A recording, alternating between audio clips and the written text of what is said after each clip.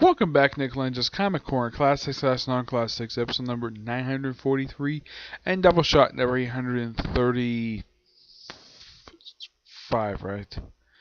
It is 37, 837. I got two Marvel trades.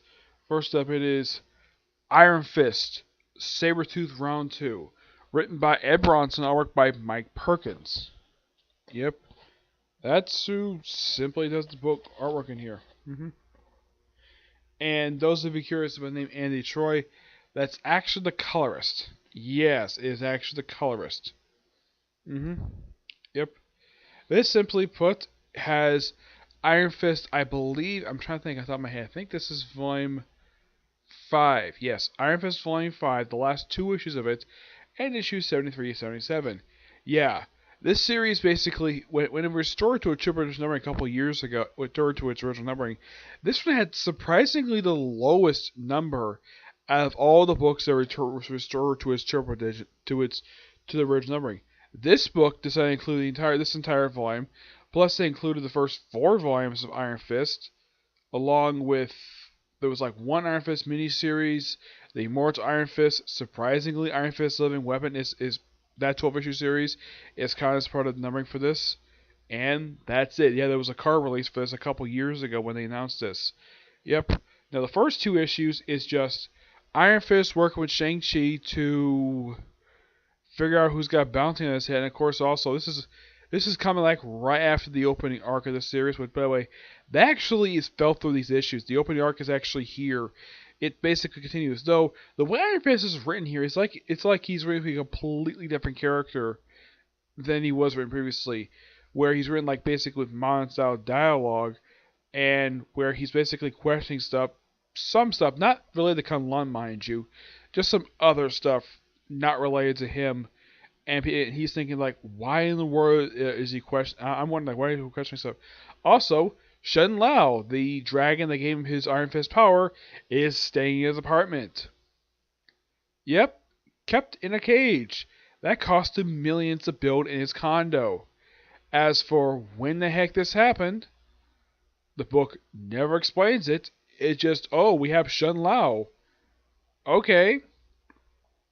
And thanks to, of course, one of the villains of the previous arc, actually a couple of them anyways, one, of course, breaks out, kills no one. Of course, you have the rat. Of course, they do reference the tournament in here. Yeah, because this is continuing like right after. Because, well, that's the thing about Iron Fist that I actually kind of like at times, where the book is somewhat serialized, where the book is like very continuous. A lot of the time, whenever writers end their arcs, they usually start something new. This one kind of does that, but it still continues the same story. Well, in the first couple issues, Iron Fist teams up with a character who, just like him, made his debut in the 1970s. Who is this character? Shang-Chi, the Master of Kung Fu, a character created by Doug Moak. Yes, Doug Moak created this character back in the 70s. Yeah, made his first appearance in Marvel Special Edition number 15. While Iron Fist made his debut in Marvel Premiere 15. Yeah, 15 issue of a particular series.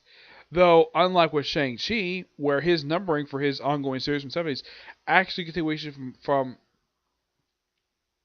the Marvel Special Edition books, Iron Fist had his own original numbering. And of course, he had Chris Claremont writing him a lot of the time. And after this 2-parter wraps up, then of course teams up with Sabretooth. Now, most people forget that Sabretooth made his debut in an Iron Fist issue. Yes, and yes, it is widely known that he's a creation of Chris Claremont, but here's the thing. Sabretooth is one of those handful of X-Men characters to not make a debut in an X-Men comic book. Yeah, he of course is not the only one. You also have Mystique, Rogue, Longshot, because Longshot technically wasn't originally an X-Men character, he just basically did a standalone series before he became really X-Men. Mojo, and Spyro. These 5 characters did not make their debut along with Sabretooth in basically they made their debuts in non-X-Men comics. So actually 6. You gotta include Arcade in there. So yeah, Iron Fist teams up with Sabretooth to figure out who the new Constrictor is because, well, Iron Fist discovered someone broke his power and stole the Book of Iron Fist. Yeah, this is actually something from the Mortal Iron Fist series. Yes, believe it or not, it actually is from that series. Yeah, basically details the entire history of Iron Fist. Yep. And basically it's stolen to open a gate to Kunlun. Of course, Kunlun, of course, is led by a woman named Sparrow. A woman who's a very beautiful woman, and she's taken over from the previous leader. And yeah, and the main villain of the storyline and basically he's written me a misogynist, where he doesn't like women very much. He doesn't like women in power at all. That's basically how the guy is. He's written basically being a guy who is, even though he's from modern day, he's written a guy like he's from the 1950s in some way. He's basically sexist to this woman. Yep. Though eventually, of course, Iron Fist. To one point, she tells Iron Fist, "Take him out." He's like, "Sure." And of course, well, Constrictor, of course, Constrictor, the one who appears in here, is actually the son of the original Constrictor, Frank. Now, it's explained that apparently Constrictor, prior to hooking up with Diamondback, because he was with Diamondback for years before he passed away, he actually died in an issue of Captain America, I believe it was. Yeah, he died in the opening arc of Captain America's Sam Wilson. That's when he died. Yep, of some disease.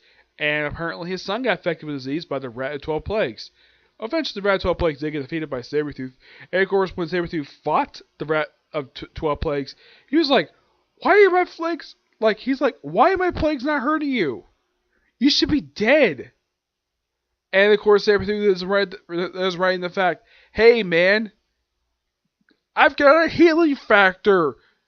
That's why your plague's not working against me, because I have a freaking healing factor." Of course, that is, Bronson himself does not write that in the dialogue for some reason.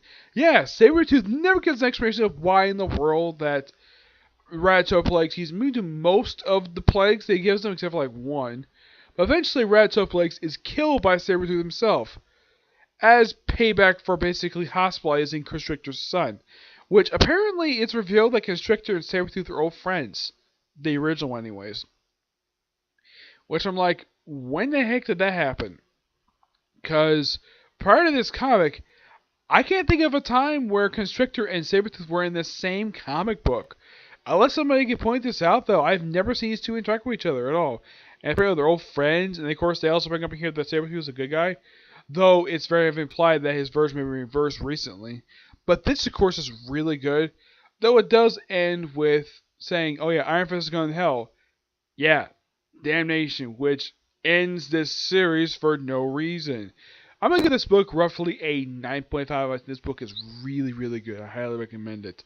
And surprisingly, this is the last trade of this particular Iron Fist graphic novel series, because the last 3 issues are collected in Doctor Strange Animation the Complete Edition. That's simply where the last 3 issues are. Alright, next up is Venom Volume 2, The Land Before Crime.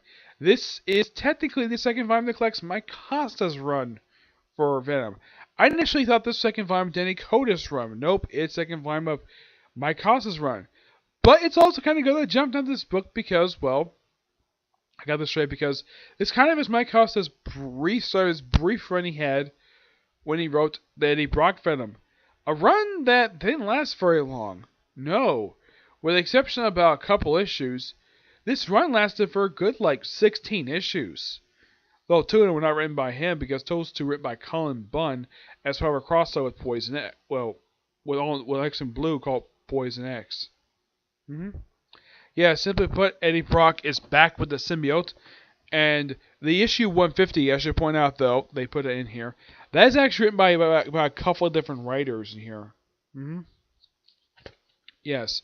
The main story is done by Mike Costa, and artwork by Trav Moore.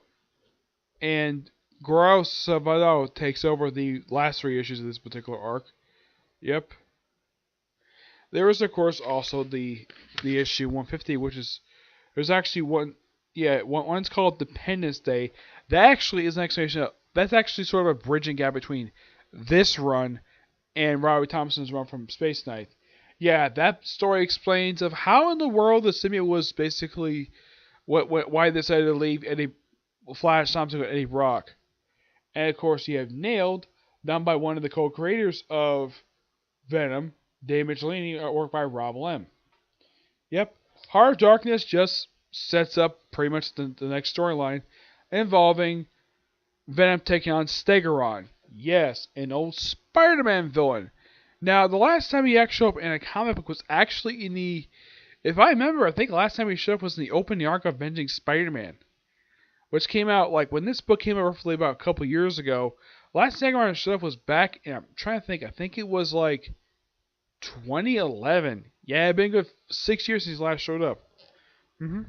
Yep.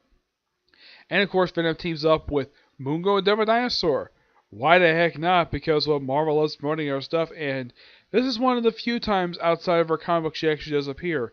Though she's in here as a supporting character. Now, I do get Eddie Brock's basically understanding of he doesn't want to have a harm done to this little girl because, well, he doesn't harm children at all. That's the thing with Eddie Brock. He does not harm children.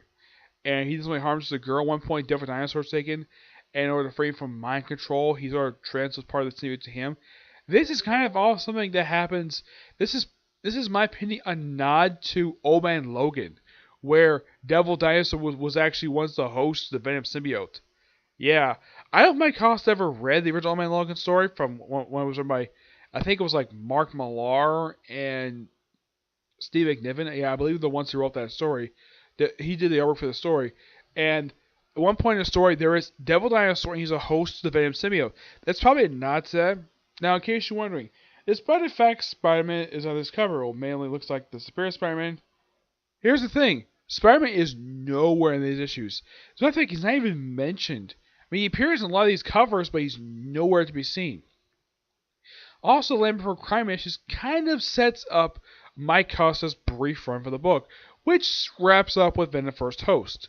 It introduces Liz Allen as a supporting character, and she's here for pretty much the entire run, with the exception of those 2 issues of Poison X. And, of course, you also have the character Steve, who's an overweight scientist in a wheelchair. He's there for also pretty much the entire run. Yep, he's there for pretty much the whole haul. And his job to do is basically test Eddie Brock. Of course, Matt Gargan shows up in here. Why not? He was the previous host of Venom before Flash Thompson was. Yeah. But this actually was, the writing-wise, Mike Costa does a good job writing Venom. There is one slight problem. I did mention in my Venom First Host review, the one thing I did not like about this run was the implied sexual tension between Eddie Brock and the symbiote. To me, I felt that was so disgusting. Like, why the heck did Mike Costa get away with this? No, seriously. I'm going to speak to Danny Coda about this. Basically, I'm sure he probably didn't like this at all. That's probably the reason why he didn't have it happen during his run. The implied sexual tension between Eddie Brock and the freaking thing that's basically goo. Yeah, it's disgusting. But despite that, this is actually pretty good. The artwork in here is so bizarre. Once you get past 150, which by the way, the artwork in 150 is really, really, it's good. I like this artwork. Yeah, this artwork is not done by the artist who does the next reissue. It's different artists. This artwork is done by, if I can find it here, Trad Moore. Yeah, this actually is pretty good artwork. I actually kind of like it. It's a good style. I like it. What I don't like is the art style they do for the next 3 issues. Like, my gosh. It's like, man. It's like, as soon as you get past 150, it's like a step down. Like, oh my gosh. It's like the artist who did Downtime ended up doing the artwork for pretty much the next 2 issues. I'm not really sure of why. It doesn't look very good. I don't like this art style. As far as I can tell, I don't think this artist on the book for very long. No, because I think it's replaced by Mark Bagley after this. Yep. Now, I'm gonna give this book. I'm gonna give this roughly a 9 out of 10. But I'm gonna get my opinion right now about the whole thing of basically taking away the symbiote Flash Thompson, and of course, first giving Lee Pierce and Eddie Brock. I think execution-wise, it was fine, but the whole premise of this is really stupid because you're taking roughly 5 years of character development and you're shoving them in the garbage. I don't know what Marvel's problem was. This was the first of 3 times Marvel did this, where you take a character that got a good amount of development and had several writers write this character, or at least more like had writers write this character over the course of a good period of time, and then you take it away and give it back to the original. Why? This is so stupid. They did the same thing the following year after Secret Empire, where they took away the shield from Sam Wilson and gave it back to Captain. They gave it back to Steve Rogers. And then last year, once again, third year in a row this happens, where we have the character Laura, who was Wolverine for 3 years. And then as soon as Tom Taylor leaves the book, stops writing the character, she's back being X-23. In my opinion, this is just as bad as this. I'm not really sure what Marvel was thinking. I'm not sure if this was Costa's idea. I don't really know. When I first heard about, a new host for the Venom symbiote. What was wrong with Flash Thompson? Did you run out of ideas for him? Is that why you took away the symbiote? I have no idea what the heck Marvel was thinking when they decided to do this. I mean, first they gave it to Lee Pierce, which thank God take away from him because he was the most boringest host I have ever seen when it comes to Venom. Eddie Brock is better. Yes, I do agree. Giving back to Brock was probably a good idea. But, yeah, take away from Lee Pierce. That was a smart move by Mike Costa because I think even he realized, though, this host was boring. Yeah, the guy basically most no emotion. Oh, yeah, he's an ex-Armed Ranger. Okay. The only thing I found interesting was his issue was Matt Gorka showing up. He shows up, it shows on 150. And I really wished that the artist who did 150, the main story, I kind of wish that artist would have stayed. And not the artist who ended up doing issues 150, 153. Yeah, it's a pretty quick set of issues. Yeah, surprisingly, it's a very quick arc. My guess is that the reason why Marvel did this, and this is my theory, is because people are probably just not really like the whole idea of 6-issue storylines anymore. Much not exactly really big in some writers. Some arcs only last for like 2 issues, and that's it. That's simply the gist when it comes to some of these arcs. Yep. And, I think though. Yeah. Writing wise, I mean, with the exception, like I said, with the exception of the implied sex tension, the story is actually interesting. I mean, Venom fighting Stegoron, basically a C-list Spider-Man villain. I mean, if you don't know who the heck this guy is, he showed up back in Marvel 2-in-1 number 48 and crossed over with Marvel Team number 17. Yeah, he's basically a dinosaur man. Yes, it was the 70s. If you ever read these issues, they're the most bizarre issues. Matter of fact, part 2 of the story, when he had the thing as Marvel Team take on Stegoron, in part 2, the most weirdest thing happens. Believe it or not. Stegoron has a group of dinosaurs on Broadway. Yeah, has them walk down Broadway. Yeah, and he even walks back to Jameson's office. I mean, my gosh, it was so hilarious. Oh yeah, it turns out Stegoron, it's actually his name. It's not a code name like a lot of villains do. No, it actually really is his name. Which I'm like, that's kind of weird. Why the heck would you do that for? Yep. So yeah, I'm a little surprised they didn't throw in his first appearance because I'm sure some people like, I'm sure a lot of people who read this are like, who the heck is Stegoron? So Here's what I recommend: find online, if you can track down like a collected book, has Marvel 2-in-1 number 48. Actually, it's Marvel Team Up 48 and Marvel 2-in-1 number 17. Yes, that's basically that 2-part story of the Thing and Spider-Man teaming up. The Thing on Stegoron. That's basically what the character made his debut. One of a few films show up Marvel Team Up. Yep. So yeah, that's really it for this particular review. I have one more review planned. I'm hoping it's time to do it tonight. It just depends. And I'll review the newest episode of Fairy Tail. Okay, but see you next view. Bye.